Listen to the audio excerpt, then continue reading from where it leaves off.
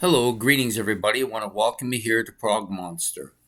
My name is Murph. I am the host of this show. This is a show that is dedicated to progressive rock and other forms of rock music.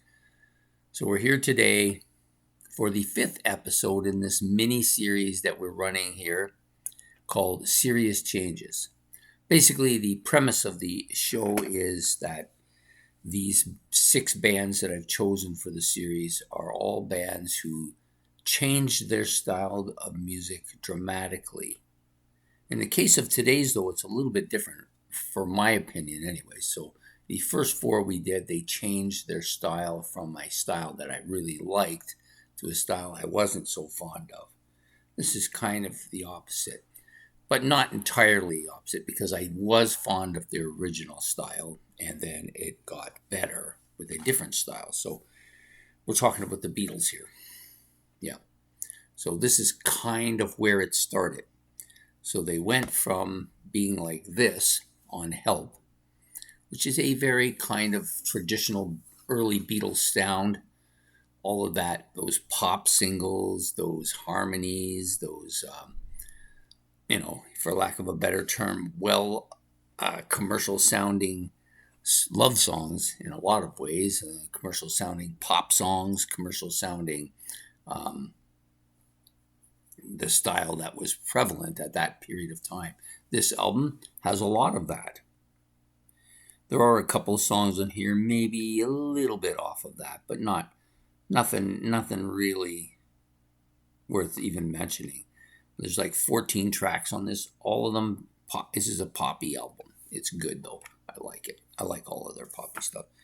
To this album, Rubber Soul, which began that transformation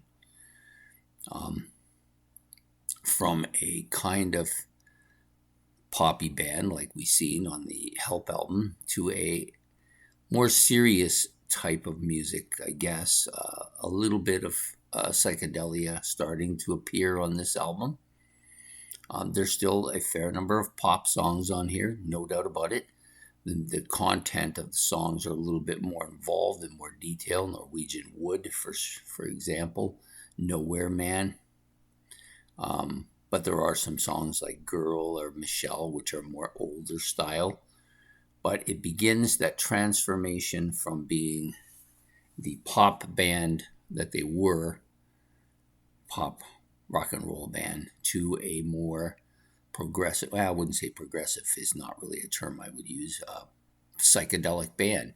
And it continued on to Revolver, even more so on Revolver than on Rubber Soul, and then, of course, exploding onto Sgt. Pepper's and Mystery Tour and some of the albums that came after that. So, yeah, so for me, the Beatles' second era, if you want to call it, their psychedelic era, drug experimenting era, whatever you want to call it, was the beginning of that change. And it started here on Rubber Soul, in my opinion. I'm not a Beatle connoisseur. There are people out there who can tell you every single detail of everything the Beatles ever did, from their inception to their final days and beyond. I'm not one of those people. They're a band that I enjoy. I like their music. All of their albums I like. Some of them I like less than others, but I still like them all. And so, but I don't consider myself a Beatle connoisseur. They're not the only group I listen to. And but I do enjoy them quite a bit. And for me, that change took place between these two albums. This was kind of the end of the other one. This is kind of the beginning of the new one. And they went on to become even more that way on the subsequent albums. I think a lot of it had to do with them wanting to do something different, but also experimenting with the narcotics of the time period, and being subject to that opened their mind to other possibilities.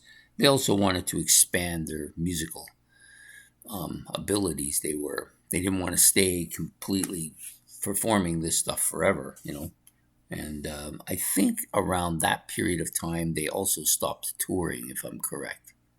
I don't know for a fact. I'm sure there are some Beatle connoisseurs out there who will definitely tell me if I'm right or wrong. Anyways, either style of music, either the pop style or the psychedelic style, I enjoy both. I like both. That's the difference between the Beatles here and the other four bands I've done prior to this, is that one style was definitely a huge favorite for me, and the other style was fall down, in my opinion, in some ways. And so I would have preferred those bands stayed with their original style. But in the Beatles' case, I actually prefer their newer style better.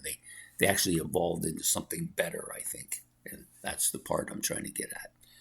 And so that's the band that I decided to do for today, the Beatles, on Serious Changes, the mini series that we are running. This is episode number 5, and we will be back next Tuesday night for the final episode with another band that I have chosen to do this serious change with. So I hope to see you all then. Please hit the like and subscribe. That's much appreciated. If you wish, you can leave comments on the Beatles. I'm sure I'll get lots. They're a popular band to talk about, and probably the most analyzed band in the history of rock and roll.